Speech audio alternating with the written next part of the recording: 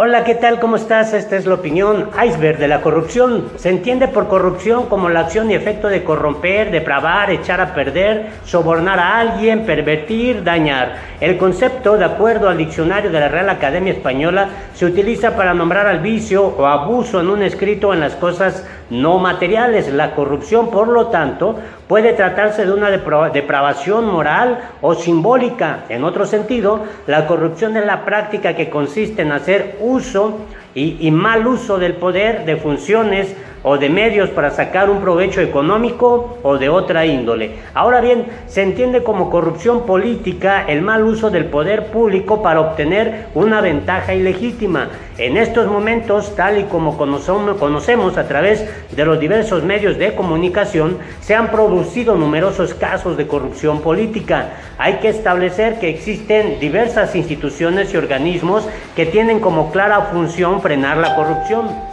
Entre ellos se destaca, por ejemplo, Transparencia Internacional, una organización no gubernamental fundada en la década de los años 90, con sede en Berlín, Alemania, que se encarga de desarrollar distintas medidas con el claro objetivo de poner fin a la corrupción. México es uno de los países que en los últimos años ha visto cómo salían a la luz más casos de corrupción por parte de sus dirigentes políticos y gobernantes. De ahí que se haya producido un cambio en la mente de la ciudadanía contra la actuación corrupta de los políticos, y más ahora con las redes sociales en donde se puede exponer públicamente esos casos. La privación de la libertad es el último recurso del Estado para inhibir la realización de conductas nocivas para la sociedad, incrementar la percepción de riesgo en los ciudadanos y disminuir en ello la sensación de impunidad. Por ello, las autoridades están obligadas a castigar la corrupción como mecanismo óptimo para prevenirlas.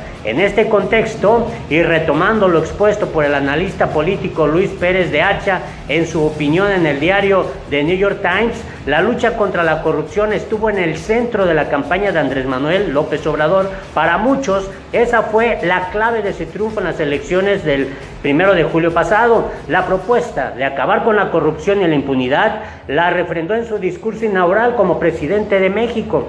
El caso del huachicoleo o robo de combustible es apenas el iceberg de la corrupción que prevalece en México y que había sido tolerada, en algunos casos protegida y hasta alentada desde las esferas del poder público y político. Y es una de las primeras acciones de Andrés Manuel López Obrador en su lucha contra la corrupción que ha desatado la jauría política de sus opositores. La Constitución obliga a las autoridades a investigar, perseguir y sancionar la corrupción.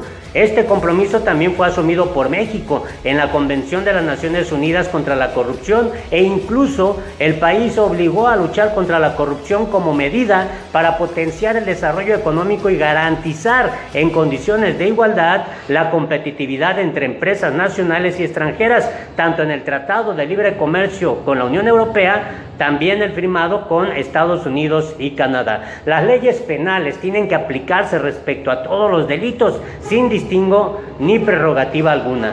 Para el gobierno mexicano, la persecución de la corrupción no es una alternativa y sin duda no puede ser una herramienta política. En tanto existan leyes penales que las castiguen, los fiscales están obligados a investigar los delitos y los jueces a condenar a los corruptos. No hacerlo sería incompatible con la ley e inaceptable. El combate a la corrupción no es una cuestión unilateral y personal de Andrés Manuel López Obrador, ni siquiera con el respaldo de una consulta popular. En términos constitucionales, la corrupción no es un delito que dependa solo del presidente, es decir, la fiscalización del dinero público compete a la Auditoría Superior de la Federación y la persecución de los crímenes corresponderá a la Fiscalía General de la República. Finalmente, será el Poder Judicial el que condene a los responsables. Obviamente que la corrupción afecta al patrimonio del Estado, el funcionamiento de los órganos del gobierno y la calidad de los servicios públicos. La percepción en México es que los políticos, los gobernantes y sus aliados empresariales son una casta impune El perdón les prorrogaría ese privilegio en forma vitalicia. La inacción del expresidente Peña Nieto fue la mejor muestra de ello. Su gobierno se limitó a la presentación de numerosos planes y programas contra la corrupción y al lanzamiento estelar del Sistema Nacional Anticorrupción en mayo de 2015, saboteado finalmente por el propio gobierno federal. Esto explica que en los índices de percepción de la corrupción de 2015 a 2018, elaborados por Transparencia Internacional, México descendiera del lugar 95 al 135, un desplome de 40 posiciones en apenas 2 años, para ocupar el peor nivel entre los miembros del G20 y la OCDE. Sin duda, el poder penal del Estado no debe utilizarse para hostigar adversarios políticos, pero en México los cárteles de la corrupción operan en todos niveles de gobierno y en contubernio muchas veces con empresas nacionales y extranjeras. Perdonarlos implicaría legitimar su rapiña. La Constitución, los tratados internacionales y la moral lo impiden. El 1 de julio pasado, el mandato en las urnas fue que el gobierno mexicano combatiera la corrupción jurídica y social y políticamente. López Obrador está impedido de proteger a los corruptos. Como presidente, su única alternativa es velar por la aplicación de las leyes penales. La impunidad no puede convertirse en el sello de su gobierno.